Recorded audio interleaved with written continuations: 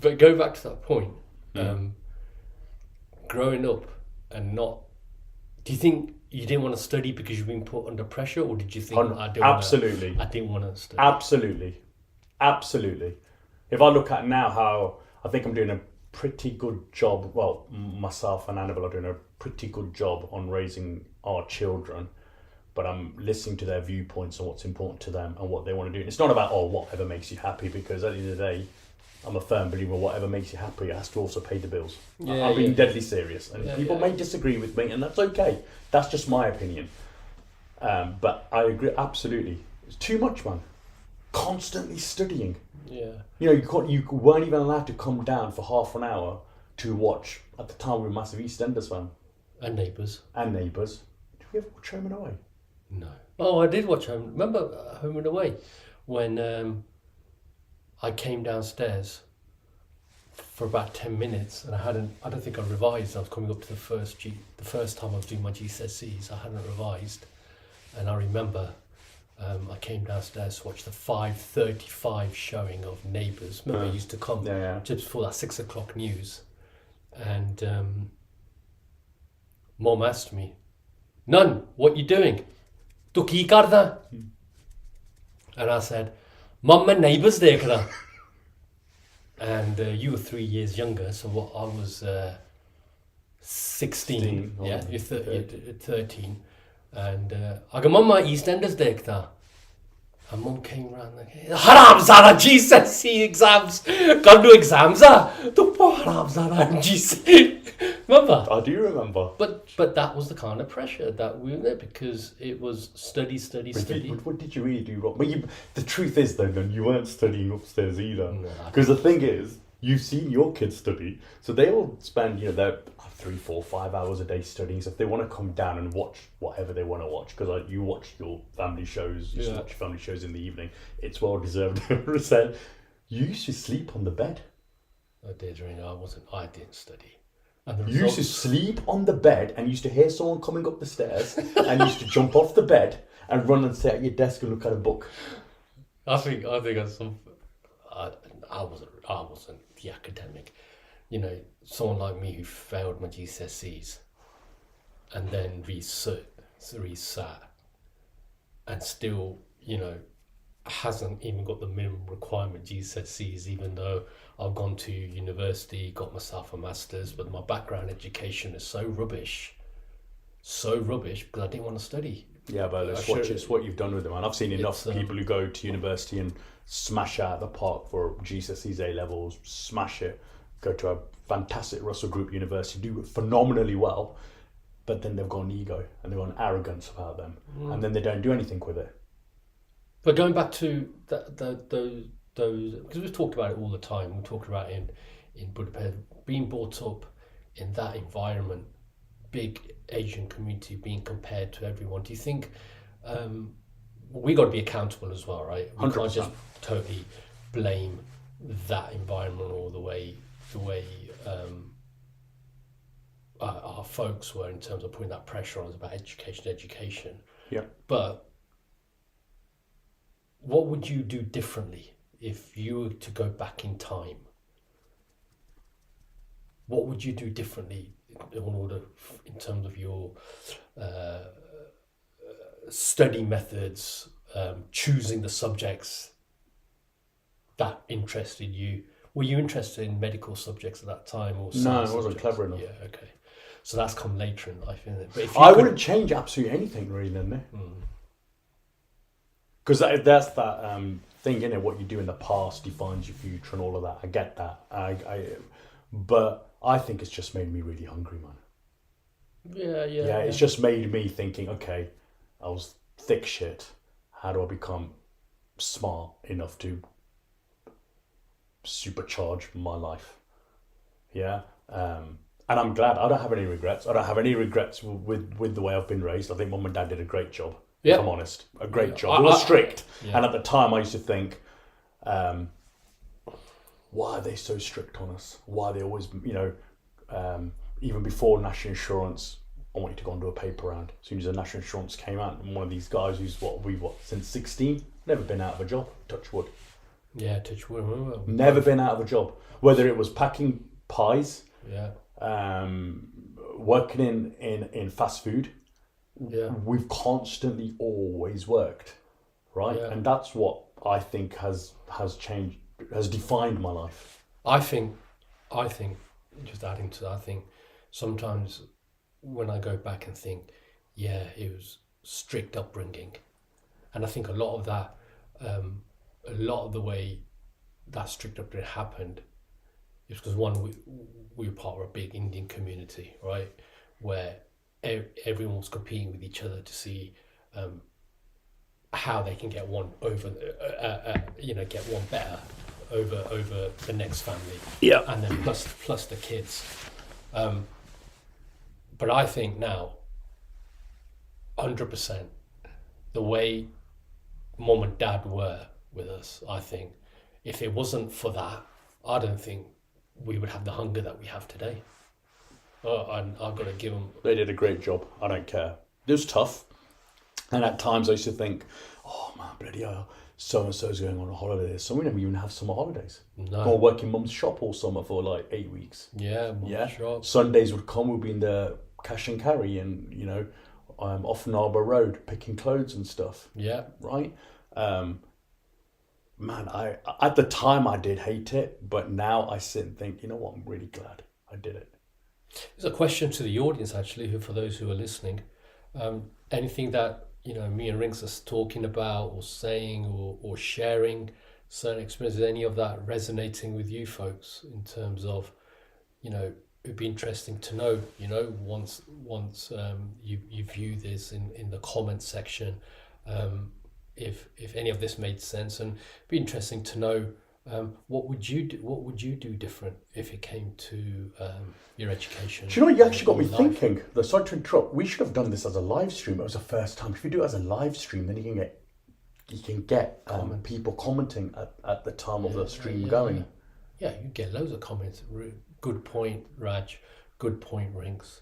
I think this is going on then so far, podcast. I don't know, what do you think? It's natural. Well, we've talked for 25 minutes. 25 minutes. And we've done it without a script. I don't know. Whatever's coming into my head, I'm blurting it out. Do you think we've overshared? What, in the first one? I think it's given the audience a bit of a taster of the kind of topics that, what we might bring up, or the kind of things we might bring up as we start to, roll more of these podcasts out, or vlogs, or video logs, or whatever you want to call them. The thing is, we've talked about it for ages. Remember we watched recently, we watched Fatal Attraction. Was it recently we watched that film? And how we broke that movie, how we broke that film down, and how we took the piss out of sort of Michael Douglas's character. I can't remember what his name was. What's his name? You know what? We should have had our iPads and Her stuff. name was Alex. I can't remember, man. Alex. Was it Tom? Was it? I'm going to find out now. Let me just find out. Everything's going to keep recording anyway. I forgot what his name was. I'll find out now on IMDb.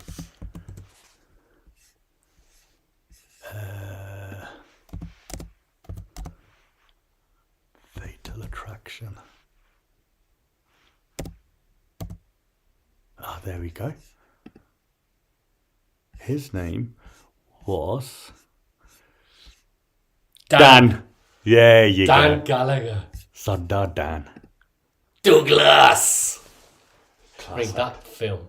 Brilliant. But the way he was behaving, his wife's gone away for the weekend. And he's running through the park with no care in the world. No care in Dog the world. in hand and laughing. And then he's having dinner with her, and he's reminiscing about his childhood watching Madame Butterfly. You remember that? You idiot. Madame You Butterfly. really remember it as well. I remember it. Madame Butterfly. And then when Alex starts to ask him, you married? Yeah. Got a daughter as well. And she goes, yeah, I've got a daughter I've got a daughter as well. And Alex goes, sounds good. And he breaks his bread. Remember the scene? He breaks his bread and goes, yeah, I'm lucky. and she stirs her pasta and looks up at him and goes, What are you doing here then? "Yeah, what you doing here then?" And Douglas is like, Do you know what? she had a You've point. got to watch that scene, man. It cracks me up. It really cracks me up. Michael Douglas. He's always been a gun, ain't he? He has, man. Do you know who else I was thinking about? Tulsa King. I was laughing the other day because I was running and I was watching Tulsa King. You know Frank Grillo? He's never done He's always been a villain. He was in one film called Boss Level with Mel Gibson. Yeah. He played a goodie. Yeah. But when you know Frank Grillo's in a TV film or a TV show, you know. He just swears. That guy's 56 years He old. looks good, don't he? He looks good, man. He's 56. I think it was somebody else told me that. No, I know he's about that. The other dear friend of ours told us how old he was. He looks good. But no, he never does judge the gun. He's always a villain. Yeah. Have you finished Tulsa King? We're not going to put any spoilers on here. I'm on the last one. How many episodes is it? Because I've 9. Have I finished it then? Because I think season 1 just smashed it. Yeah, season 1 was better. But it's probably one of the best shows Stallone's been in. Well, Stallone is just a legend, mate. If he's listening, you're a legend. Anyway. You should, man. Your arms are looking amazing. Yeah. What else? Do you... Tulsa King. What else? Did you finish off Jack Reacher? No.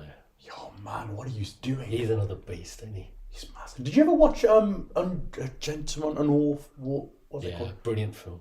Do you know which one I mean? The Guy Ritchie movie. Yeah, Was it a Guy Ritchie film? Yeah. Fantastic. Speaking of Guy Ritchie, Gentleman. Brilliant. Told you, didn't I, that he went to Shiver and Dev school, that Theo James. Yeah. He's class act, man. Yeah. Well, in actually all the performances in that. Vinnie Jones was brilliant. Yeah. Yeah. I can't remember the girl's name who's in it. But her character was phenomenal. But that Theo James just nailed it. You know, they put him, he was nominated to be Bond, and he says it's too much of a bigger role, and he stepped down. But speaking of Bond, they're still not announced who the... Did they not say it was that Aaron Taylor-Johnson? It's not been confirmed yet. Who do you think's the best Bond? Don't say Sean Connery, not everyone says that. No, I'm not so sure. boring. To me, it's got to be between Brosnan and Daniel Craig. Pick one. I think it's got to be Daniel Craig for No, me. mate. Piers Brosnan. Hands down. Hands down. Daniel Craig is an amazing James Bond. Definitely a great James Bond. He had the physique, and he was very much like a Jason Bourne style. Yeah. Rough around the edges and all of that. Yeah. Kind of reminded me a little bit of Timothy Dalton. But Piers Brosnan, it's I think when he finished it, I think James Bond got really serious. It was tongue-in-cheek and funny and gimmicky.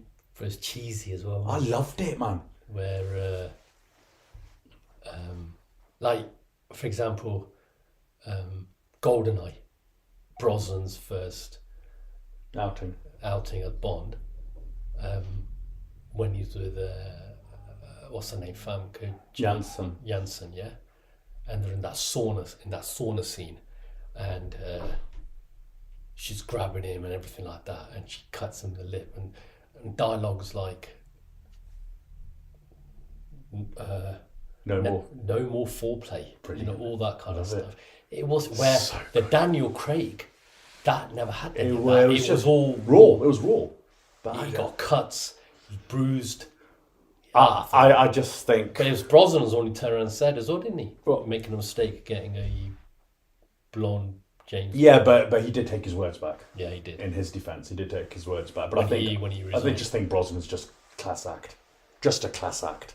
Have you seen Fast Charlie? Brilliant. Yeah. I haven't... What films have I seen of Piers Brosnan that I think...